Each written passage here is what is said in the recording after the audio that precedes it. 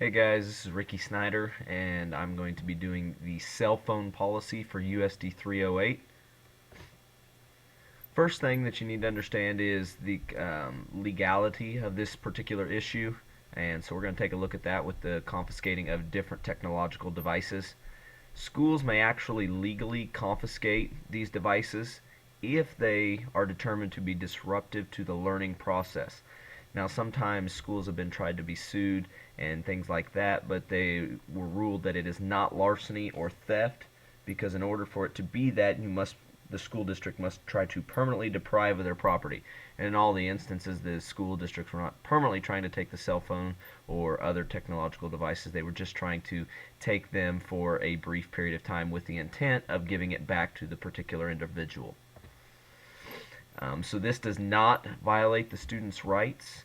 If they were trying to keep it for long periods of time, then it might, but students do not have the right if it is disrupting to the learning process. Next thing that I was going to take a look at was the district that I'm currently teaching in, which is Hutchinson USD 308, and look at their policy on electronic devices. Um, I teach at the 7th grade building, and the policy there was that cell phones are to be kept off while they are in the classroom. They cannot disrupt the learning process with these different devices. If they do, each teacher has the ability to take that device away from them. They do leave it up to the individual teacher's responsibility, such as each teacher has the opportunity to take it away or warn them or whatever, but it's important that you have that in your syllabus at the beginning of the year and under your expectations so the students know where you stand on these particular issues. They do have the policy that if it becomes a habitual problem, then you need to write a referral on them, and then the cell phone will be sent down to the office, and the office will deal with it at that point. The students are allowed to be on them during passing periods. In case they have to make a phone call home, they forgot something, they are allowed to be on them during their passing periods. They are allowed to be on them during lunch and in lunch recess, as well as obviously before school and after school. So they are allowed to have them in the halls. So a lot of times kids do bring them to the classroom, but if they do go off, each teacher has the right to take them away from each particular student. The last thing here I'm going to look at is my policy in my classroom, and that the first one is if it disrupts my learning or another student's learning, I get to keep it to the rest of the day. Now, if it happens towards the end of the day, like one of the last hours of the day, I tell the kid that they need to bring it to me first thing in the morning, the following morning, and I will keep it the rest of the day as their punishment, so that if it's the last hour of the day, it's not like, oh, I just lose it for 30 minutes.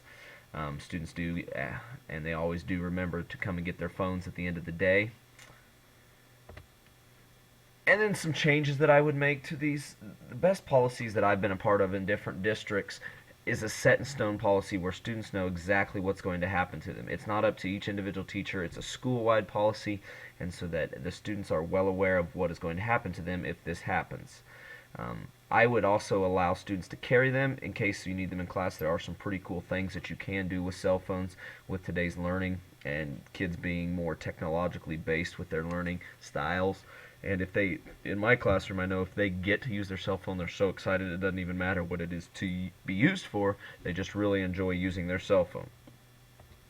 Couple other changes that I would make: instead of having the kids retrieve their cell phone, I would have parents have to come up into the school and get it. That puts a little bit of a burden on the parents, but that makes it more of a consequence to the students for losing their cell phone, and then the parents have to come up and get it, and then hopefully, there's some talking about this at home and how it's inappropriate to have cell phones and things like that. I would also make it pretty severe consequences every single time, just because that way students will know how important it is for them to keep their cell phones off or on vibrate or whatever, where it doesn't disturb the learning process.